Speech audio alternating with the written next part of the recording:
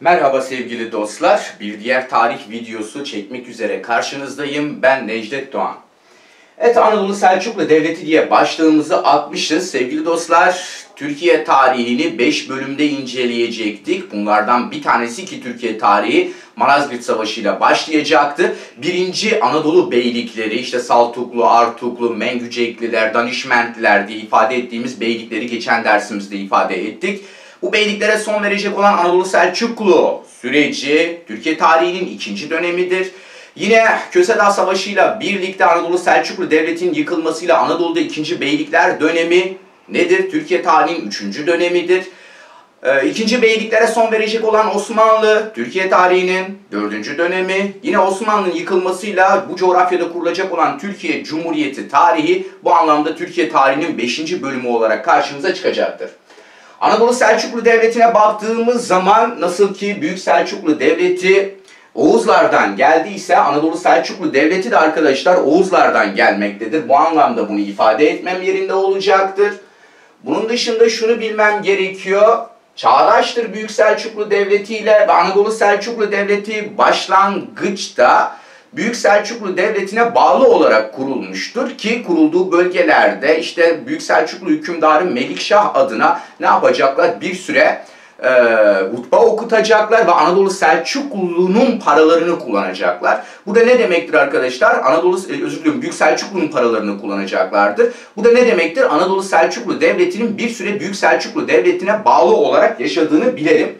Onun için cümlemi şöyle başlatıyorum. Büyük Selçuklu'ya bağlı olarak, Büyük Selçuklu'ya bağlı olarak, biz bunlara vassal devletler diyoruz arkadaşlar. Bağlı olarak Kutalmış oğlu Süleyman Şah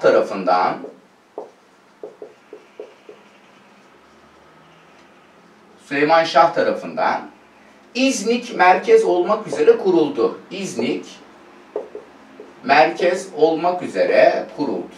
Evet. Sevgili dostlarım, Anadolu Selçuklu Devleti'nin merkezi neresidir? İznik'tir. İznik'in tarihte yine bu anlamda önemli bir özelliği var. Ortak bir özelliği var. Osmanlı ile ortak bir özelliği var. Bu dönem içerisinde Anadolu Selçuklu Devleti'ne başkentlik yapmış olan İznik daha sonra Bizans'ın eline geçecek. Ve bu süreç içerisinde Osmanlı İznik'i fethedecektir Orhan Bey döneminde ve Osmanlı Devleti'ne de başkentlik yapacak. Yani sözün özü İznik için şunu söylüyorum. Hem Anadolu Selçuklu Devleti'ne hem de Büyük Selçuklu Devleti'ne başkentlik yapmış olan bir yerdir İznik. Bu açıdan ayırt edici bir özelliğe sahiptir diyorum. Süleyman Şah'ın ölümüyle birlikte sevgili arkadaşlar devletin başına 1. Kılıç Arslan geçecek. Şöyle hükümdarlarla ilgili özdeşleşen bir iki özelliği ifade ederek sürecimi tamamlamaya çalışacağım. Süleyman Şah'la ilgili bir bilgi vermem gerekirse şu an mezarı biliyorsunuz Suriye topraklarında Ceber Kalesi denilen kaledeydi. Daha sonra işte bölgedeki sorunlardan dolayı şu an Suriye'nin Eşme köyüne getirilmiştir Süleyman Şah'ın mezarı. 1. Kılıç Arslan dönemi için bir şey söylemem gerekiyor. 1. Kılıç Arslan döneminden ne oldu? 1. Haçlı Seferinden dolayı Haçlılar Anadolu'dan geçecekler. Başkent nereden? İznik'ten Konya'ya taşındı. Bu süreçten sonra artık Anadolu Selçuklu Devleti'nin başkenti neresidir arkadaşlar? Konya. Konya başka kime başkentlik yapacak? İkinci beyliklerde göreceksiniz Karamanoğullarına. Ve biz Karamanoğullarını ifade ederken yine söyleyeceğim kendilerini Anadolu Selçuklu Devleti'nin mirasçısı olarak sayacaklar. 1. Kılıç Arslan döneminde Çaka Beyliği'ne son vermiştir arkadaşlar. Çaka Beyliği'ne son verildi ve Batı Anadolu'daki hakimiyet güçlendirildi. Çaka Beyliği Osmanlı'ya katılan Anadolu'daki ilk beyliktir sevgili dostlar. Ve bu ne yapmaya çalışıyor o zaman? Anadolu Selçuklu Devleti ilk beyliğe son veriyorsa Anadolu'da Türk siyasi birliğini sağlamaya çalışıyor. Bu anlamda bunun ilk olması Anadolu'da Türk siyasi birliği sağlama çalışmaları başladı cümlesini kullanmam yerinde olacaktır. 1. Kılıç Arslan'dan sonra devletin başına Sultan Mesut geçecek. 1. Mesut geçecek arkadaşlar. Sultan Mesut geçecek. 1. Mesut'tur aynı zamanda. Sultan Mesud'la ilgili bilmemiz gereken 2. Haçlı Seferi'ne karşı başarılı oldu.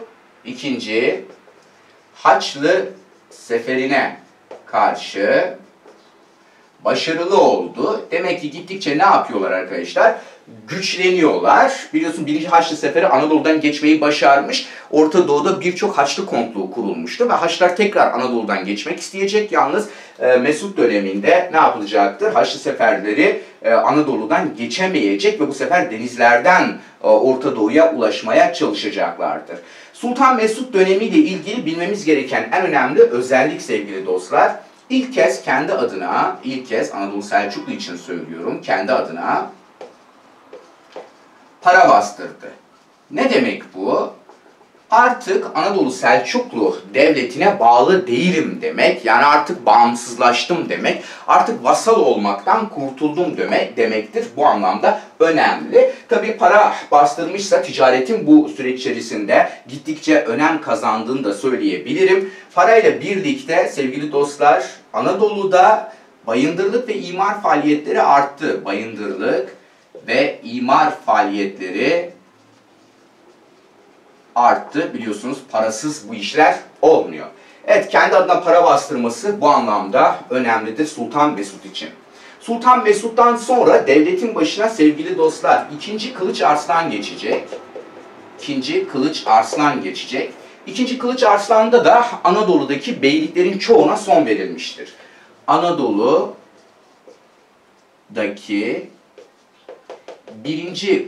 beyliklerin çoğuna son verildi. O zaman ne yapmaya çalışıyorum? Klasikti sevgili dostlar. Beyliklerle mücadele sürecim varsa ve onları kendi topraklarıma katmaya çalışıyorsam ne yapmaya çalışıyorum? Anadolu'da Türk siyasi birliğini sağlamaya çalışıyorum. O zaman Anadolu Selçuklu Devleti hükümdarlarının hangisinin döneminde Anadolu Türk siyasi birliği büyük ölçüde sağlanmıştır sorusunun cevabı ne olacaktır? 2. Kılıç Arslan. Bir yandan da ne yapmaya çalışıyorum? Anadolu'da hakimiyet alanımı genişletip ve artık Anadolu'yu Türk yurdu haline getirmeye çalışıyorum. Ve sevgili dostlar, bu durumdan rahatsız olacak olan gücün Bizans olduğunu biz biliyoruz. 1176'da arkadaşlar Bizans'la yapılacak olan Mirya-Kefalon Savaşı'nı Anadolu Selçuklu kazandı. Şöyle kimler arasında olduğunu yazayım. Tabi bu savaşın nedenini tahmin etmek zor değil.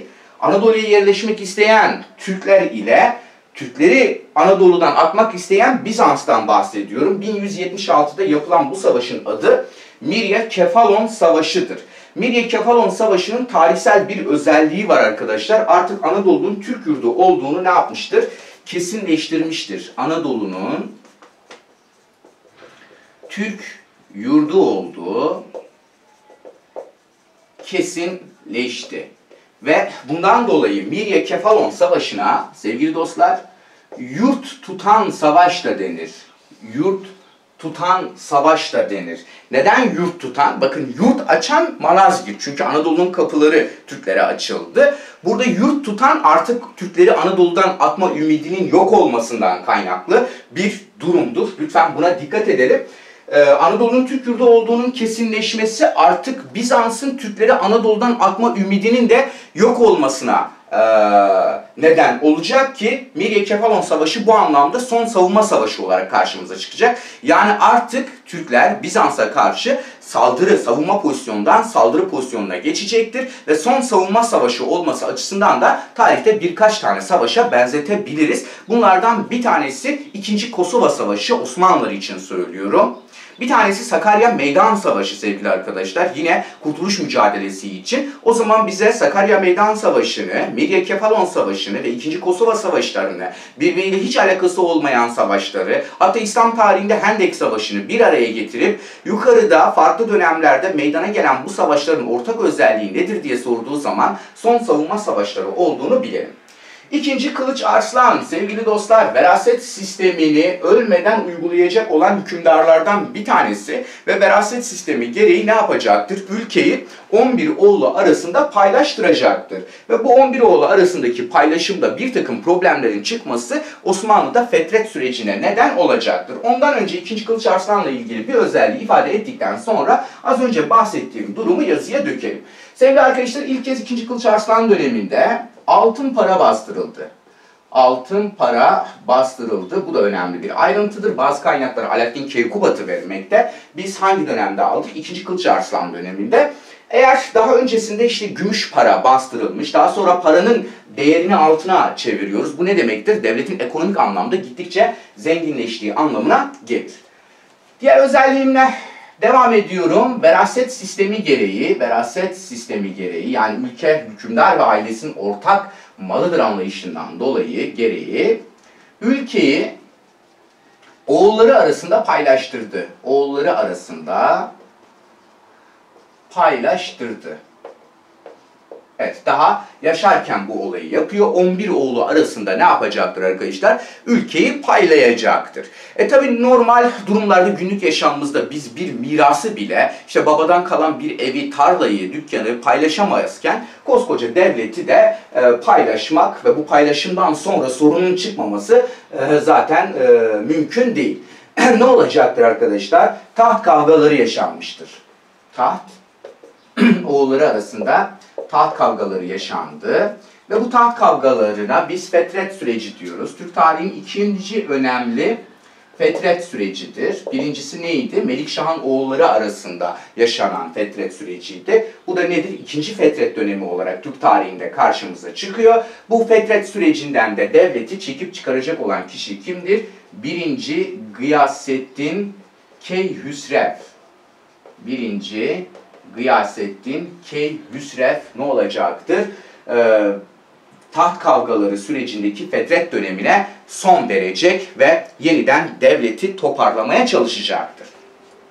1. Gıyasettin Keyhüsrev ile ilgili bilmemiz gereken sevgili arkadaşlar, Antalya alındı, önemli bir liman kenti ve ticaret geliştirildi. Bilmemiz gereken en önemli durum bu. 1. Gıyasettin Keyhüsrev'den sonra 1. İzzettin Keykavus geçecek. İlginç isimler var. Bu isimlerin de nereden geldiğini söyleyeceğim size. Bu dönem içerisinde de arkadaşlar Sinop alındı. Yine nedir? Liman kentidir. Ticaret geliştirildi diyorum. Bir takım kervansaraylar yapılacak. 1. İzzettin Keykavus'tan sonra da sevgili arkadaşlar devletin başına 1. Alaaddin Keykubat geçecektir. 1. Alaaddin Keykubat geçecek. 1. Alaaddin Keykubat döneminde de neler yapılacak? Kısaca ona değineyim. Kırım'ın Sudak limanı fethedildi. Kırım'ın Sudak limanı fethedildi. Biz biliyoruz ki Kırım nerede? Karadeniz'in kuzeyinde. Eğer Kırım'da bir liman fethedilmişse demek ki Karadeniz'i aşabilmişler. O zaman Sudak limanı, yani bu durum Türklerin ya da Anadolu Selçuklu'nun ilk deniz aşırı seferidir.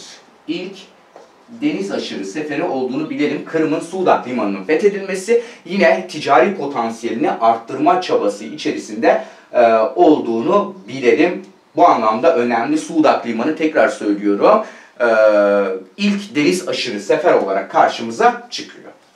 Bunun dışında sevgili arkadaşlar Alanya Kalesi, yani Alaiye Kalesi fethedildi ve bölge önemli bir liman kentine dönüştürüldü. Dikkat edin sevgili arkadaşlar, Sinop, Alanya ve Antalya bölgelerinde Anadolu Selçuklu Devleti'nin bu bölgeleri kontrol altında tutması, bunların liman şehri olması ve buradan çıkarımları elde edeceksek ticareti geliştirmek için bir takım önlemler alındığını ve bu limanlardan dışarıya, özellikle Anadolu ile dışarı arasında ne yapacaktır? Bağlantılar kurmaya çalışacak. O zaman Anadolu'yu uluslararası bir ticaret merkezi haline getirmeye çalışmışlardır diyorum. İlginç bir şey çıktı karşımıza sevgili dostlar. Bakın, Keyhüsrev, Keykavus, Keykubat. Daha önce bu tarz şeylerle karşılaştık mı? Hayır. O zaman bu ünvanların kullanılmasının bir mantığı var. Sevgili dostlar, bu ünvanlar Farsça'da üstünlük ifade eden ünvanlardır. Bunun Anadolu Selçuklu Devleti tarafından kullanılması, Anadolu Selçuklu Devleti'nin İranlılardan yani Fars kültüründen etkilendiğinin kanıtıdır. Lütfen bu dipnotu da unutmayın. Tekrar söylüyorum. Keyhüsrev, Keykavus ve Keykubat gibi ünvanların kullanılması İran'dan, Fars bölgesinden etkilendiğinin kanıtıdır. Alaaddin Keykubat Anadolu'da Türk siyasi birliğini sağlayacaktır. Anadolu'da Türk siyasi birliği sağlandı. Siyasi birliği sağlandı. Demek ki bu dönemde beyliklerin tümüne son verilmiştir. Bu kısım önemli ve doğuda bir tehlike karşımıza çıkacaktır. Moğol tehlikesi. Moğol tehlikesine karşı bir takım önlemler alacak arkadaşlar. Bu dönemde 1. Alaaddin Keykubat döneminde. Moğol tehlikesine karşı diyorum. Moğol tehlikesine karşı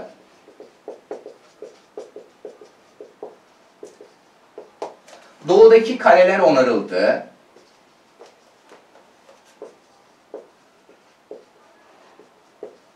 Ve ittifak anlaşmaları yapıldı. İttifak anlaşmaları yapıldı. Kimlerle yapılacak? Eyyubilerle yapılacak arkadaşlar. Yine bu dönem içerisinde daha sonra Memlükler biliyorsunuz Eyyubilerin yerine kurulacaktır. Bunun dışında Harzemşahlarla bu ittifak anlaşmaları yapılacak.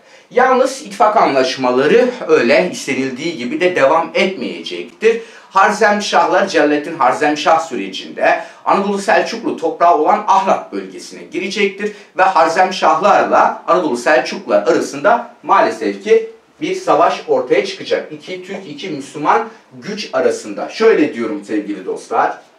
Harzemşahların Ahlat bölgesine girmesiyle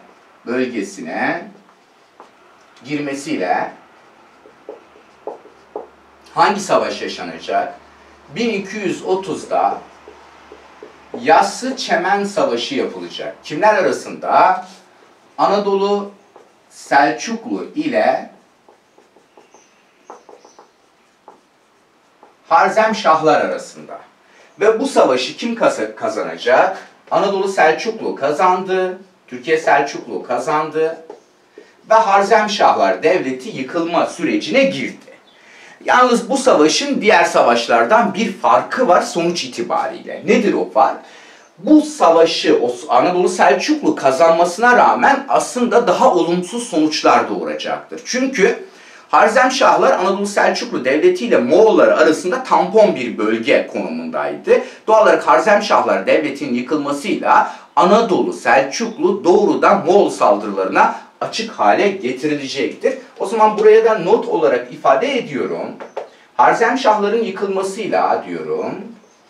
Harzemşahların yıkılmasıyla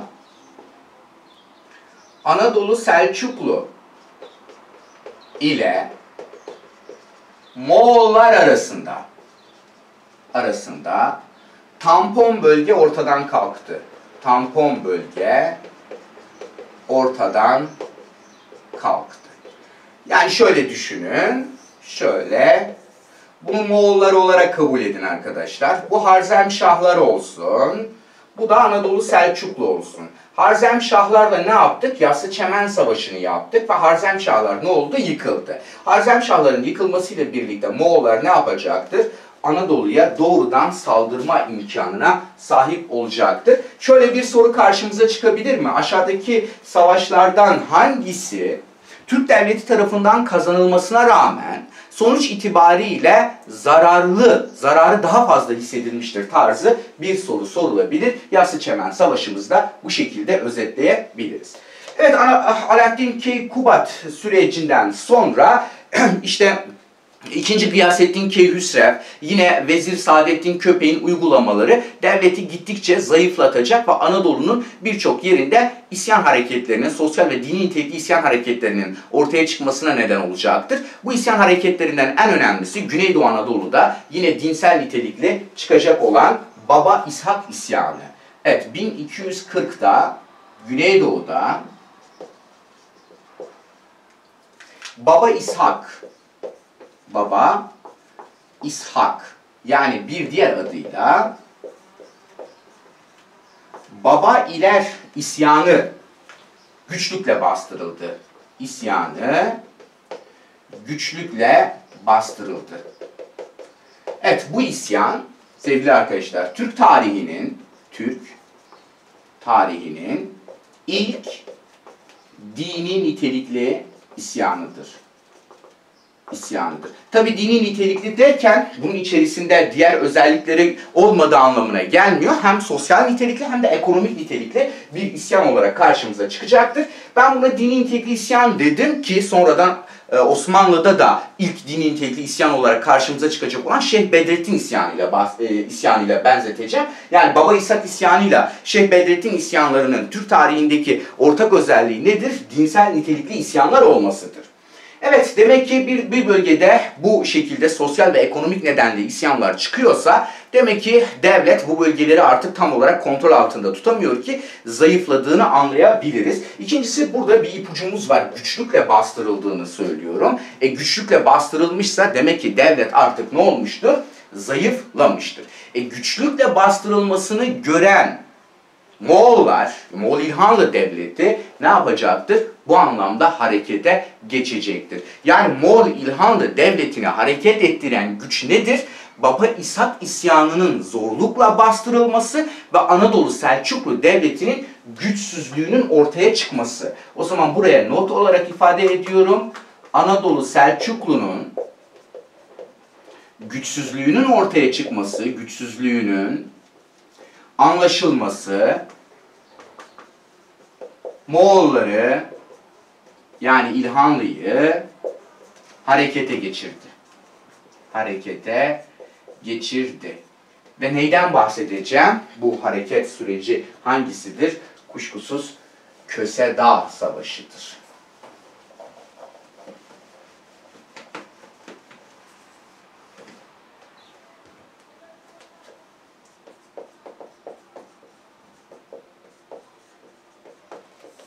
Evet, tarihlerimiz 1243'ü gösteriyor. Bir tarafta kim var? Anadolu Selçuklu Devleti var. Sivas olaylarında yaşanacak olan bir savaş. Bir tarafta da kim var? Moğol İlhanlı Devleti var. Sevgili arkadaşlar, Anadolu Selçuklu Devleti topraklarını korumaya çalışıyor. Moğol İlhanlı Devleti'nin yayılmacı bir politikası var ve Anadolu Selçuklu gibi bir devletin bölgede etkili olmasını istemiyor. Ve bu savaşı, Sivas olaylarında yapılacak olan bu savaşı Anadolu Selçuklu kaybetti.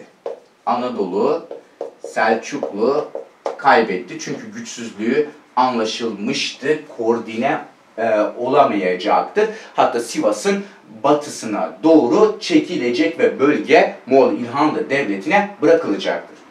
Türk tarihi açısından Köse Dağ Savaşı'nın sonuçları bizim için önemli. Sonuçlarına dikkat ediyoruz. Birincisi, sevgili arkadaşlar, Anadolu Selçuklu Devleti yıkıldığında, yenildiğinden dolayı yıkılma sürecine girdi. Anadolu Selçuklu yıkılma sürecine girdi.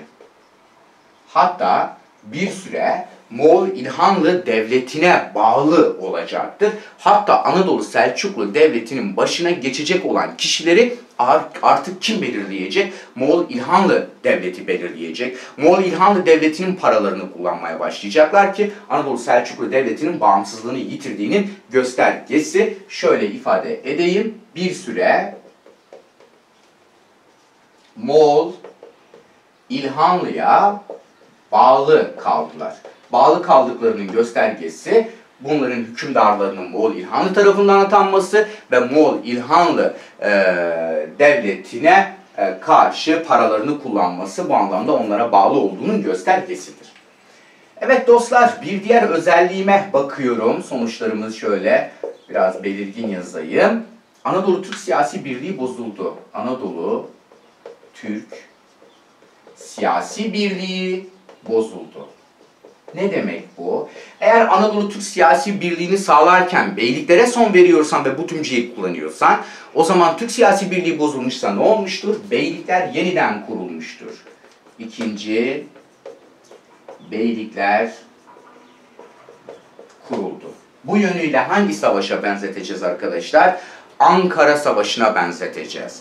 Çünkü Ankara Savaşı Osmanlı açısından bir yenilgi ve beylikler kurulacak. Anadolu Selçuklu Devleti Kösedağ'da yenilmiş, beylikler yeniden kurulacak. O zaman her ikisinin de ortak sonucu nedir? Türk siyasi birliğinin ne olması, bozulması bu açıdan önemlidir diyorum. Şunu sorabilir mi? Kösedağ Savaşı'ndan sonra Anadolu'da Türk siyasi birliğinin bozulduğunun kanıtı aşağıdakilerden hangisidir? O zaman ne arayacağız şıklarda arkadaşlar? Beyliklerin kurulması ya da Anadolu Selçuklu Devleti'nin Kösedağ Savaşı'ndan yenilmesiyle birlikte beyliklerin kurulmasından çıkarılabilecek sonuç nedir? O zaman şıklarda ne arayacağız? Anadolu Türk siyasi birliğinin bozulması. Tabii bu süreç içerisinde Anadolu Selçuklu Devleti daha önce ticareti geliştirmek için birçok aşama kaydetmişti. Anadolu'nun güvenliği ortadan kalktı. Anadolu'nun güvenliği bozuldu. Tabii buna bağlı olarak ticari potansiyeli de süreç içerisinde ne olacaktır? Azalacaktır diyorum bu dönem için. Evet, Kösedağ Savaşı bu şekildeydi sevgili dostlar. Anadolu Selçuklu Devleti bu şekildeydi. Tabi bunların kültür medeniyetleriyle ilgili özellikleri daha sonra ayrıntılı bir şekilde işleyeceğiz. Anadolu Selçuklu Devleti'nden sonra ikinci beyliklerimiz kurulacak. Yani Türkiye tarihinde 3. dönemimiz olan 2. Beylikler dönemiyle sürecime ne yapıyorum? Devam ediyorum.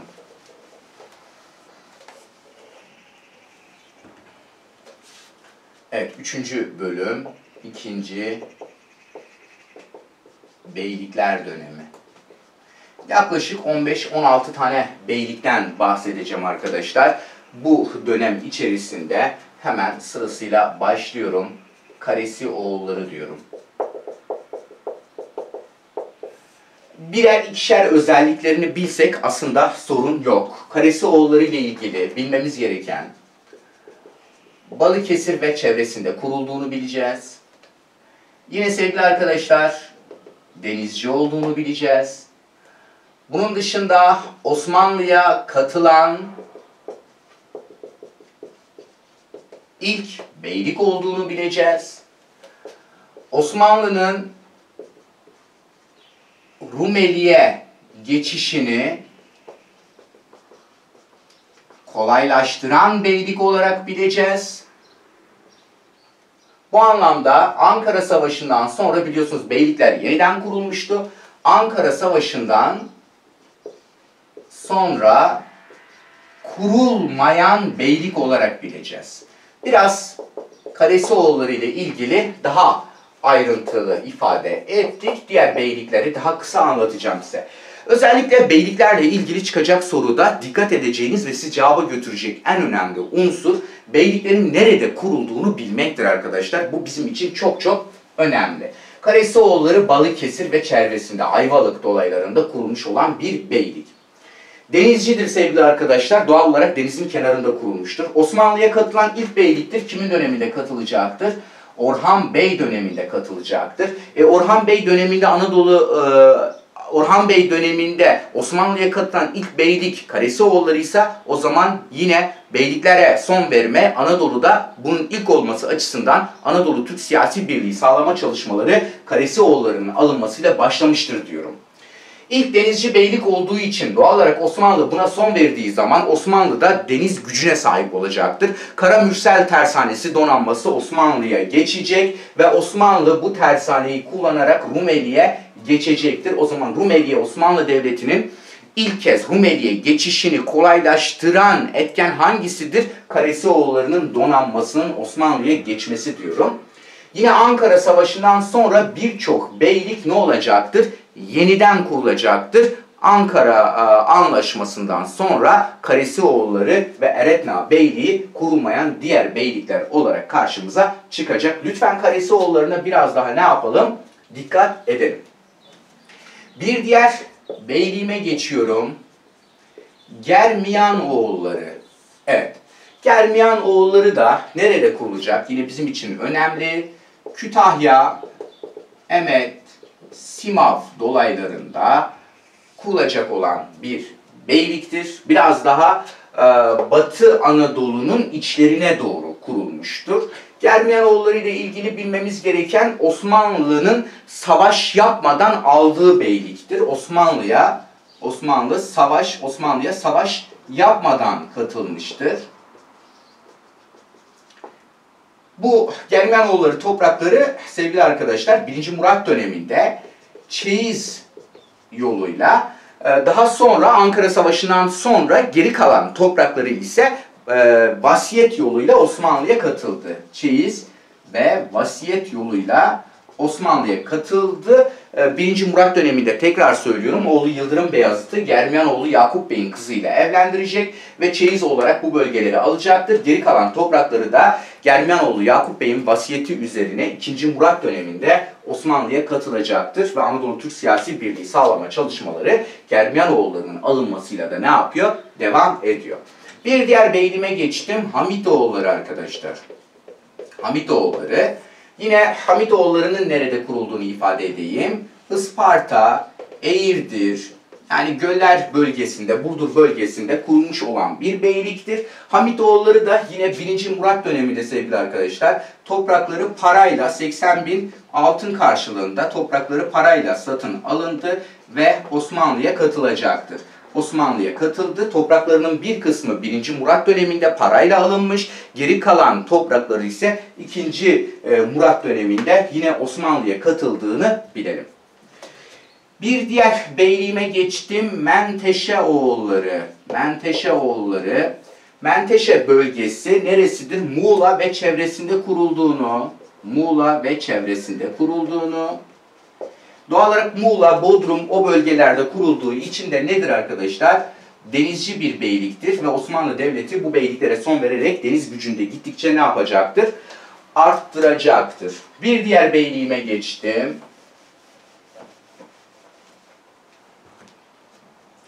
Aydınoğulları adı üzerinde nerede? Aydın ve çevresinde kuruldu.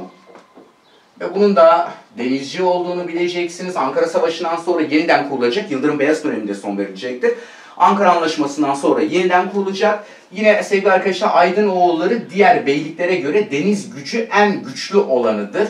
Deniz gücü fazladır ve Aydınoğlu Umur Bey dönemin önemli komutanlarından biridir. Buna da dikkat edelim. Denizci olduğunu Umur Bey'i Aydınoğulları'yla ne yapalım? Özdeşleştirelim. Bir diğer beyliğimiz Saruhanoğulları. Saruhanoğulları da sevgili arkadaşlar Manisa ve çevresinde kurulacaktır. Yine İzmir dolaylarında etkili olmaya çalışacaktır. Bunu da ifade edeyim. Manisa ve çevresinde kurulacak. Saruhan bölgesi biraz da şehzadelerin Osmanlı'ya katıldıktan sonra şehzadelerin etkili olduğu bir bölge olarak karşımıza çıkacaktır. Saruhanoğulları da daha sonra Ankara Savaşı'ndan sonra yine kurulacak ve 1. Çelebi Mehmet Saruhanoğulları'na son vererek Anadolu Türk siyasi birliğini devam ettirmeye çalışacaktır diyorum. Bir diğer beyliğime geçiyorum sevgili arkadaşlar. Karamanoğulları diyorum. Karamanoğullarına kısaca değineyim. Karamanoğulları Konya ve Karaman çevresinde kurulmuş. Konya ve Karaman dolaylarında kurulmuş. Buna dikkat. Tabi denizci olması mümkün değil. Buna dikkat edin. Denizci diye gittik. Burada duracağız. Konya Karaman bölgesinde denizci olması mümkün değil. Osmanlı'yı en çok uğraştıran beyliktir diyorum arkadaşlar. Osmanlı'yı en çok uğraştıran beylik. En çok uğraştıran beyliktir. Osmanlı'yı en çok uğraştırmasının nedeni kendilerini Anadolu Selçuklu'nun mirasçısı saydılar. Anadolu Selçuklu'nun mirasçısı, varisi saydılar. Zaten kendilerini Anadolu Selçuklu Devleti'nin mirasçısı sayan beylik hangisidir dediği zaman Karamanoğulları olduğunu tahmin etmek zor değil. Çünkü Karamanoğulları nerede kurulmuş arkadaşlar? Konya Karaman'da. Tabi Anadolu Selçuklu Devleti'nin mirasçısı saymaları bunlara katılımı da arttıracak. Diğerlerine göre daha güçlü olacaktır. Ta 1. Murat'tan itibaren Osmanlı'yla işte sürekli bir mücadele halinde olacak. Yeri geldiği zaman Bizans'la işbirliği yapacak. Yeri geldiği zaman Memlüklerle işbirliği yapacak. Fatih Sultan Mehmet Karamanoğulları'na büyük bir darbe vuracak ve 2. Beyazıt döneminde Osmanlı'ya katılmıştır diyorum. 2. Beyazıt döneminde Osmanlı'ya katıldı. Karamanoğulları ile ilgili bilmemiz gereken önemli bir ayrıntı daha var arkadaşlar. 1277'de Karamanoğlu Mehmet Bey ne yapacaktır? Türkçeyi resmi dil ilan etti. Bu açıdan ulusçu özellikleri ön plandadır. Tarihteki hangi devlete benzetebiliriz Karamanoğulları'nın özellikle Türkçe'ye önem vermesi?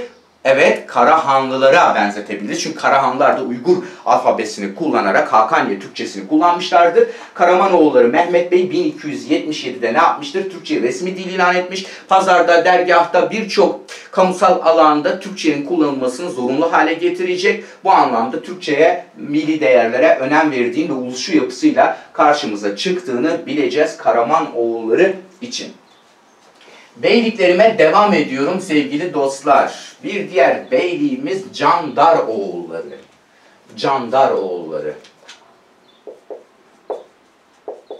Candaroğulları bir diğer adıyla nedir? İsfendiyaroğulları.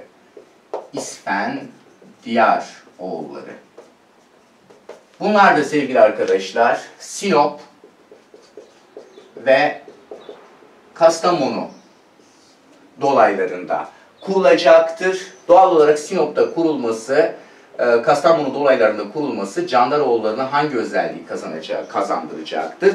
Denizci özelliği kazandıracaktır. Bu açıdan nedir? Önemlidir diyorum. Fatih döneminde bu beyliğe ne olmuştur? Son verilmiştir diyorum. Bir diğer beyliğime geçtim sevgili dostlar. Dulkadiroğulları.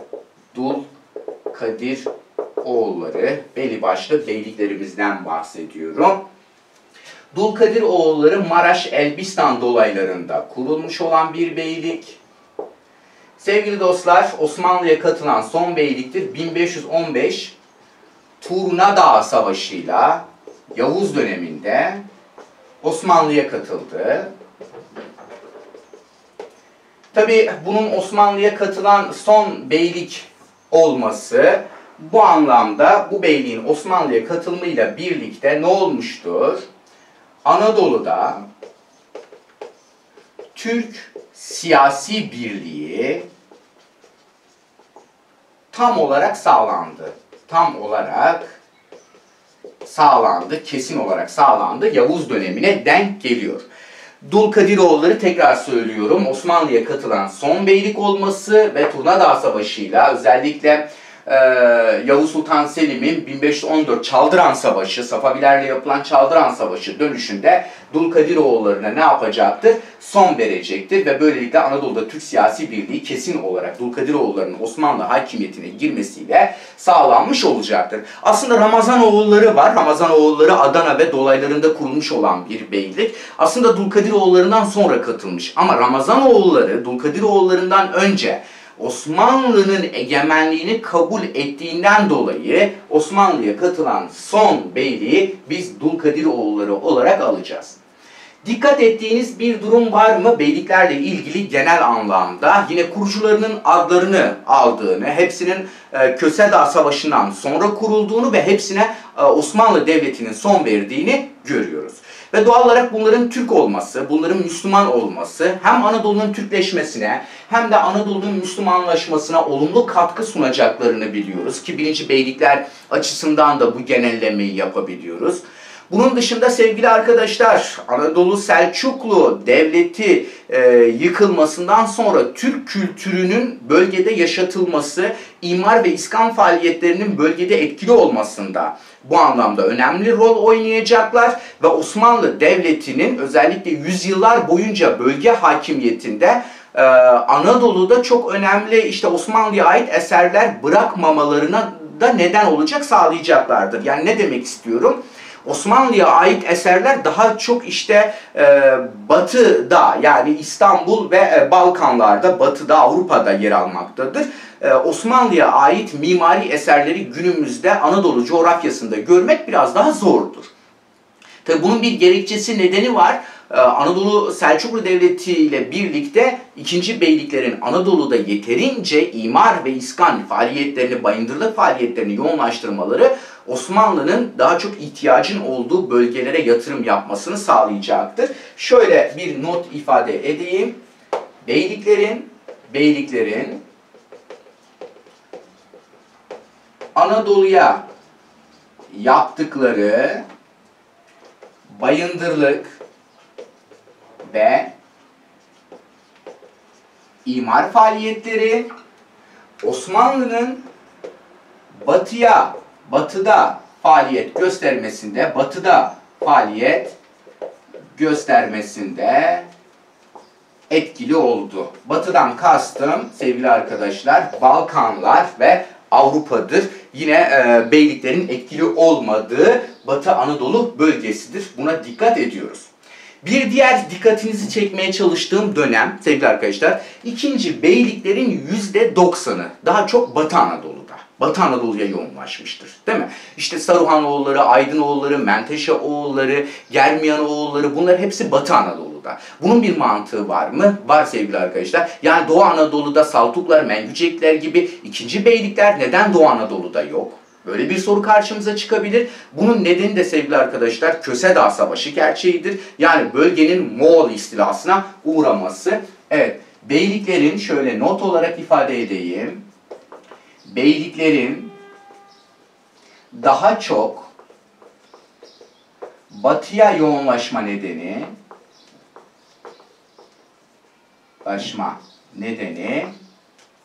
Doğu'nun Moğol İlhanlı'nın kontrolünde olmasıdır. Evet, bunu da bu şekilde ifade etmiş oluyorum. Yine beyliklerle ilgili tekrar söylüyorum. Türk olmaları, Müslüman olmaları, bölgede bayındırlık ve imar faaliyetlerinde bulunmaları, Türkçenin gelişimine katkıda bulunmaları açısından önemlidir. Önemli miraslar bize bırakmıştır ve bundan sonraki Türkiye tarihi sürecini 4. bölümümüz olan Osmanlı süreciyle ne yapacağız? Devam ettireceğiz. Bir diğer dersimizde Ön Asya ve Yakın Doğu'da kurulan Türk İslam devletlerinden bahsedeceğim. Daha sonra Anadolu Selçuklu, Büyük Selçuklu, yani Türk İslam tarihinin kültür medeniyetinden sonra da Osmanlı'ya geçiş yapacağım. Şimdilik hoşça kalın arkadaşlar.